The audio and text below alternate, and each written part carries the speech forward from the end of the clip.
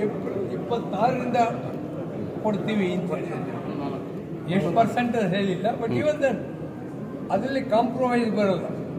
1957ರಿಂದ 4 ವರ್ಷದ ಒಪ್ಪಂದಗಳಾಗಿವೆ. ಒಮ್ಮೆ 5 ವರ್ಷ ಅದನ್ನು ಫೈಟ್ ಮಾಡಿ 4 ಮಾಡಿಸಿದ್ವಿ.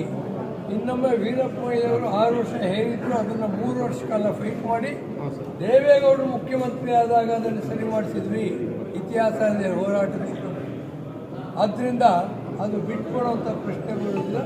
1/4/26 ಟೋಟಲ್ ರಿಜೆಕ್ಟ್ ಮಾಡ್ತೀವಿ. 24ರಿಂದಲೇ ಆಗಬೇಕು.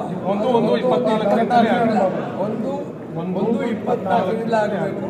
ಅದೆಲ್ಲ ಚರ್ಚೆಗಳಾಗ್ತವೆ. ಅದನ್ನು ನೀವು ಬೇಕಾದಷ್ಟು ನ್ಯೂಸ್ ಇರುತ್ತೆ ಬರೋದಿಸ್ಕೊಳ್ಳಿ. ದೊಡ್ಡ ವಿಷಯಗಳ ಬಗ್ಗೆ 6ನೇ ತಾರೀಕು ಚರ್ಚೆ ಮಾಡ್ತೀವಿ ಹೇಳಿದ್ದಾರೆ. ಇನ್ನು ಉಳಿದಿದ್ದೇನೆ ಅವ್ರು ಮಾಡ್ತಾರೆ. ಸಾರಿಗೆ ಸಚಿವರ ಸಮ್ಮುಖದಲ್ಲಿ 6ನೇ ತಾರೀಕು ಅವರೇ ಡೇಟನ್ನು ನಿಗದಿ ಮಾಡಿದ್ದಾರೆ. 6ನೇ ತಾರೀಕು ಪುನಃ ಮಾತುಕತೆಗೆ ಜಂಟಿ ಕ್ರಿಯಾ ಸಮಿತಿಯವರು ನಾವು ಹೋಗ್ತೀವಿ. ನಾವು 38 ತಿಂಗಳ ಅರಿಯರ್ಸು ಮತ್ತು 1/1/24ರಿಂದ ಏನು ವೇತನ ಪರಿಷ್ಕರಣೆ ಇದೆ ಅದನ್ನು 1/1/24ರಿಂದಲೇ ಜಾರಿ ಕೊಡಬೇಕು ಅಂತಕ್ಕಂಥ ಒತ್ತಾಯವನ್ನು ನಾವು ಮಾಡ್ತೀವಿ. ಸರ್ ಈಗೇನು ಅಮಿಕಬಲ್ ಏನಿಲ್ಲ, ಏನಿಲ್ಲ.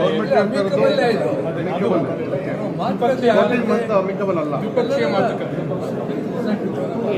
ನಾವೇನು ಹೇಳಿದ್ವಿ, ಚರ್ಚೆ